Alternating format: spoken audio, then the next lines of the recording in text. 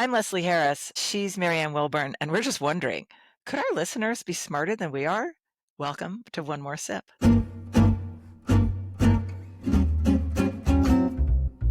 Hey, so we've got these uber smart listeners that are, chiming in on some stuff that we love to hear. And if you want to do that sort of thing, there are so many ways to get in touch, including Instagram, comments at what's the rest of it?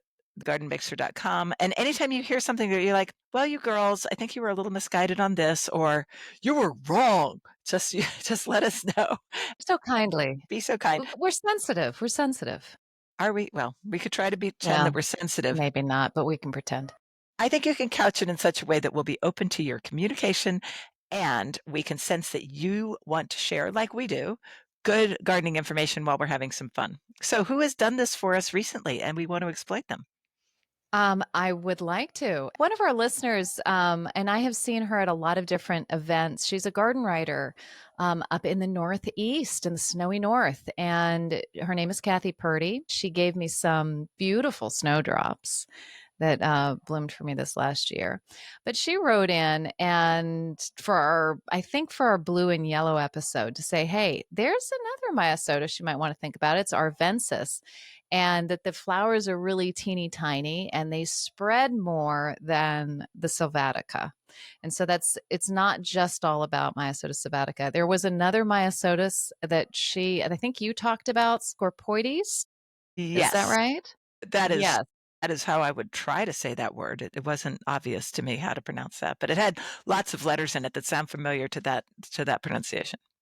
She also said that it is invasive, and she didn't know that when she was digging it out of the ditch nearby to put in her garden. And doesn't that happen to all of us with a few plants here and there? So she was just giving us some other Myosotis opportunities there. She also was very surprised. I mean, I wasn't, but that you couldn't grow help me with this. Polemonium. Which I think it sort of sounds like one of those really great Shakespeare characters, like the one who killed Malvolio or something. I don't even know if he got killed. That's right, behind the curtain. Careful, Hamlet. She said that Brunera or however the hell you say Brunera uses about the same conditions, which I will be testing because I have just put some polemonium behind the curtain. And it's a variegated variety, a variegated cultivar, Stairway to Heaven, I believe. And I've put it right where I have actually put some Brunera, and I'm really hoping that it'll do well. She said that why is this just polemonium? Can you just go to Jacob's Cider? Can you say Jacob's Cider? Oh, I could. Yeah, I guess I could. Let's try that. Jacob's Ladder. There we go. All right. Thanks for showing me the bleeding obvious. Touch of Class is a very cool one. She also commented on the common name for Brunera, which is Siberian bug loss. And actually, I had forgotten Anchusa. that. That's Anchusa or Anchusa. Anchusa. Yeah. No, but you know what? I was looking up some Brunera stuff, and I've seen it mentioned that common name applied to it too. I think that one of these things ends up. No. I agree with you. Anchusa is Siberian bug gloss in my head too. But let's just say, Anchusa or Siberian bug gloss, if we were talking about that, which is easier to say, listeners? Isn't it just easier to remember Anchusa instead of Siberian bug gloss? Siberian bug gloss. Anchusa. We're getting into these crazy things. We're obviously proving that our listeners are much smarter than we are. What else does Kathy have to say? Or is she? What does she say? Intelligence, and we can move on. Yes, she said that she would trade me some Clivia lutea. She covets my Clivia. Ooh, I've never heard that before. So do I. The yellow? Yeah, the yellow. Who's coming to visit me? Yeah, it's getting foggy in my head. She thought she would trade me some Erycema triphyllum Jack in the Pulpit. Ooh, I love that plant. I'm sorry, Kathy. I just had some come up as a surprise in my garden, so I don't need yours. So I'm keeping my Clivia. No, I'm kidding. I would totally share with you. She's giving it to me. I have actually just had some come up randomly in my garden. I had a beautiful stand in a different area of my garden years ago, and that fantastic thuggish native, so it's not not mean in any way, ostrich fern completely obliterated it. And it was a beautiful, beautiful, large, thick, healthy stand, and it's gone. Gone, gone, gone. But I noticed it 4 days ago out of nowhere coming up. So a little corm must have been in the soil somewhere, and I've got it. So you're going to have to do better than that, Kathy. But anyway, thank you for all of that, Kathy. I really appreciate it. We both appreciate all We of that. do, all that information.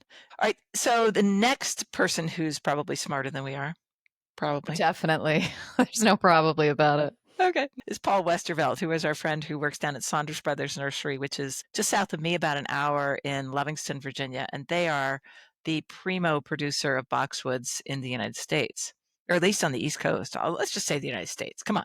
Let's be generous. Yeah. And he is the head grower of the container nursery, but he knows a ton about boxwood. We kind of made a mess of, was it next gen or new gen boxwoods that help to avoid boxwood blight? It is new gen. I think you'll find it was you who made a mess of it. I mean, I'm just, Yeah, just want to I put that think out there. I hate it when you're right. I think you're right. Yeah. Yeah. I check my tape on that one. Yeah. Check tape. He also wanted to comment on learning scientific names of plants. We just sort of butchered polemonium. Wait, we or one of us could That would not. be checking tape. That would be me. I still don't think I can say it. Polemonium is behind the curtain, Hamlet. Quickly. Malvolio, I'm going to kill you. We are so mixing our metaphors. I don't think they were in the same play. And in fact, polemonium is not a Shakespearean character. Malvolio was, but don't ask me which play. So when you have trouble pronouncing, it's a good time to go to the common. But if you want to make yourself clear, you got to stay with the Latin. Jacob's ladder versus polemonium.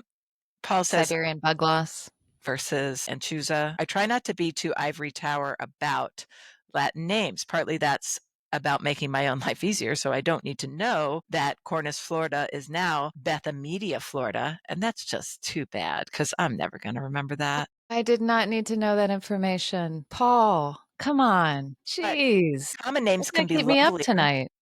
Common names can be lovelier than scientific ones. Parasol whitetop versus Doelingeria umbulata. And partly it's because even the industry doesn't consistently use scientific names, and he is in the industry. And when's the last time you called a tomato Solanum lycopersicum? Or yeah, you didn't. Hopefully never, Leslie. Hopefully you will never do that again. He also talks about we mentioned boxwood blight and how that's so coming under control, but there's this terrible thing that Marianne and I have talked about and we saw last summer in England called box moth, and that is in the United States. Listeners, Paul knows this. It is in very slightly, and so I'm hopeful that New York. Is it New York State? Yeah, I think it's in New York State. So if you live in New York State and you're concerned and have the big boxwood collections, you might want to do more research on that and start praying. What's the name of this episode? Could our listeners be smarter than we are? Yes, the answer to that is yes. That was Paul. Thank you, Paul, for all that great information. Paul had said something that Longwood was using, Green Beauty, which is an older variety. It's not a new gen variety, and Longwood has used it in a lot of their new parterres or whatever they're doing with it. Green Beauty, there we go. It is a microphylla. It's a microphylla. Do you know how I know that, Leslie? Because you read it? Because I have their book right there, Boxwood Guide. And that one's even actually out of date, but it's okay because I have their other book. So I've got it. It's right here. If, dear listener, you're interested in getting this information without having more items in your house, you can download that PDF from the computer and get all that information. Saunders Brothers is very generous. They are constantly producing new and more wonderful boxwoods. And I did not need to know about the Cornus. Yeah, I've absolutely blocked that name. I blanked that out. Yeah, I read your email, blacked that out. No, completely. we're not playing that game. All right. On to Tim. Tim's got a few things to say. Tim is a snowdrop galanthophile. Here we go. We haven't talked about them in a while. Yeah, he's got a license plate that says snowdrop. It's pretty cool. That's cute. And he's got a very, very cool garden filled with a lot of different treasures. But he had a few comments on that spring gap, our spring hangover that we talked about. And that can be different for everybody, but it's very often in this sort of mid-May to beginning of June. They call it the June gap sometimes. But there's a there's a definite one there. And he suggests Hesperus matronalis, which is Dame's rocket. Mm. And that is a really good one. It does flower right at that time where everything else is just starting to finish or just starting to begin. And Lychnis coronaria, which is, I can't think What what do the they common of call Lychnis that? is. There's a name. I got it. Rose, no, not rose campion. Rose No, that's a campion? different, well, maybe some people do call it that, but that is a different plant generally. It's a very interesting plant. It's gray. It has a gray sort of fuzzy leaf, and then it has a very strong, very magenta flower. And it is for that reason, Tim, that I have avoided it over and over and over again. Such a great combination, because I remember the first time it caught my eye, I wasn't even much of a gardener. I was very young. I'm like, ooh, gray foliage. I know that's cool. And then, holy cow, it's so pink that it's almost red. It's very, very cool. But there are white varieties, and I grew that in And my Tim old did garden. mention that. Yeah, Tim did mention that. So I'm throwing out the baby with the bathwater, obviously, and need to be wrapped on the knuckles. Boy, we're mixing some metaphors. Wow, We're bad. mixing some But he drinks, we're says it mixing some can, that's metaphor, right. all of It it. can brighten dull areas well. And the lastly, Valeriania pauciflora. So that's valerian, but it's not Valerian officinalis, which I just for the first time bought and am now growing. Interestingly enough, I'm not just growing valerian, I'm growing true valerian, because a lot of the valerian that people say, oh, that's valerian, is actually centranthus. And I found some centranthus at a nursery for the first time. So these are things that are in England all the time, but I don't really see them in nurseries. Yeah, so one nursery had the valerian, not the passiflora that Tim is talking about, but he says that's great for light to moderately shady areas. But I think it's officinalis, I think. And it's getting ready to bloom here. So we're going to start playing with some valerian, and then we're going to, I'll pull up those roots and make some wonderful tinctures to sleep at night, because Paul is keeping me up with the dogwood stuff, with all the taxonomy. Yes. So thank you very much, Tim, for those. And for other listeners, please send us in the reasons why we're so dim. Kathy also did say, oh, you didn't mention pulmonaria as a great Yes. blue. Yes, she Meal did and say bloom. that. And I have grown pulmonaria a few times. I don't grow it right now.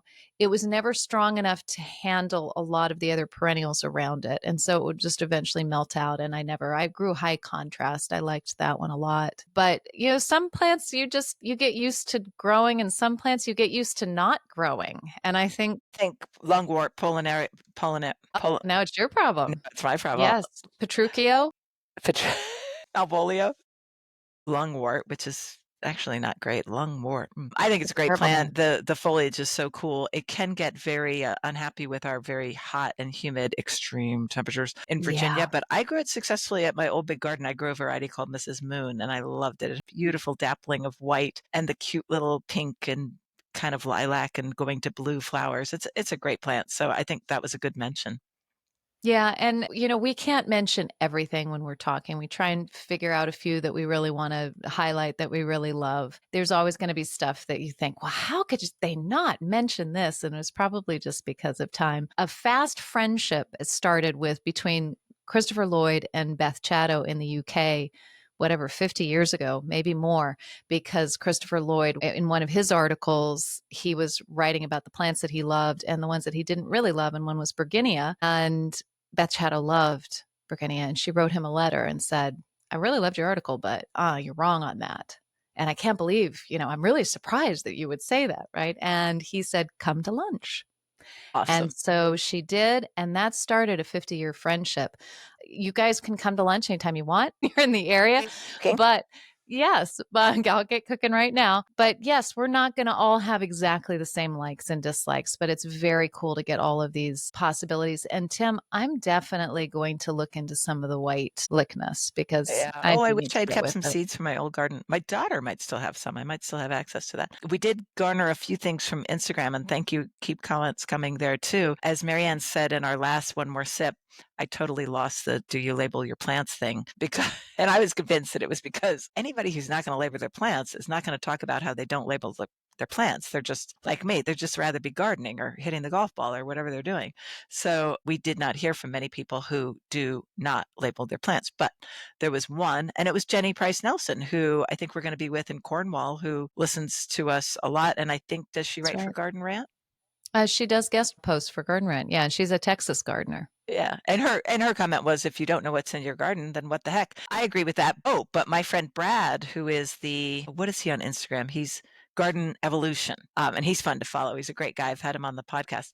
And he writes back to her and says, hey, I grow over 100 types of echinacea. He's an echinacea fan. And he's like, how would I possibly keep them straight? And she said, oh yeah, I get that. You're absolved. And the same thing that you pointed out with the snowdrops. If you're really concentrating on things that look incredibly similar, you should label.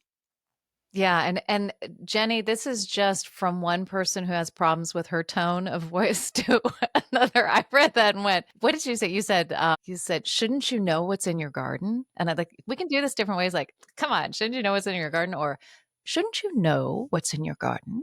And She's from Texas. Maybe she's like, yeah, shouldn't you know what's in your garden? Know what's in your I've garden? never heard you speak before, but you might have a drawl. It might be totally charming. I don't know. Well, yes, you should know what's in your garden, but the reality is these names get muddy after a while. I know a lot of names. I've got all sorts of stuff going on in here, and you still just come up to them and go, and Brad is right that with all of these different cultivars that you've got of something, even if you have 5 or 6, much less 100, just trying to keep them straight so that you know what you're growing. And yeah, it does get a little bit muddy. Maybe Jenny's she's like 38 or something. Maybe she doesn't understand. Very retentive mind. Maybe. I think for me, these things slide in and out. Somebody will ask me, well, what is that plant? And I'll just say, that is not available to me in the current moment. Check back later. It'll come to me when I'm brushing my teeth, So labels can be very handy if you have a human mind like that. That's right. Christopher Lloyd said, if you're struggling for a name for a plant, you just sort of give it a sort of a casual push with your foot and you say, what are they calling this nowadays? And as Paul has just shown us, they could have changed the name of your precious dogwood. So, it's not a bad idea. All right. So one more sip of gardener intelligence. Thank you, listeners. You are smarter than we are. What? You forgot Matt Mattus, and Matt Mattus was featured a new feature in the American Gardener magazine, which is really cool. It's called the Gardener's Almanac, and he is a very, very knowledgeable guy, and he was talking about staking sweet peas. He says he can't get them to cling to bamboo poles, even thin ones with string around them, so he uses bird netting. And it's fairly time intensive, and training each piece to a single stem. The more he was writing, the less I was wanting to do this. Because he said it was, and I quote, tedious. Yes. But you'll get the largest flowers that way, or wrapped around the entire tower, 2 to 3 inches between twine, and to go tall, 6 to 8 feet. Oh my goodness. Matt, I'm seriously having second thoughts about this whole thing, because I've made some bamboo trellises from my own bamboo, which I didn't put in just in case anybody wants to throw some mud at me. It was already here, but I harvested it for supports. And I've got the twine going, and I'm very, very sad to know that they don't want to grab onto that. However, I will say that on Gardener's World, Monty Don was talking about instead of planting them on the outside of the teepee, to plant them on the inside of the teepee. And then they sort of get corralled into growing up. I don't know. So I had the teepee, I had the string. I do remember thinking, that's wayward. I have to go and have a go with that and just, get it back into our little circle of friendship. Here's a suggestion. If you wanted to go the way of, let's see how big these flowers can get with the tedious one trunk coming up, it might be fun to do that like right by your porch where you're drinking your coffee anyway. And you might just like, let's just see if this works for the one. This would be your great specimen. So I don't know. Yeah. Well, Matt's got lots of other great advice, and he is a very, very serious plant nerd. I don't think he would mind me saying that. Is he Matt Mattus? He is Matt Mattus on Instagram. He's Matt Mattus on Instagram. Yeah, lots of great pictures and information. Yeah. He's grown to win it. And you can also find him in the American Gardener now, and in the Gardener's Almanac. I think it's going to be a feature, long running feature. So that's exciting. Going back to the original question of this One More Sip episode, could our listeners be smarter than we are? Oh, hell yeah. Not even. I mean, it's just not even. Not even. But hey, we've got good cocktails and good We do. friends, so we're lucky we know them. We are. See you next time.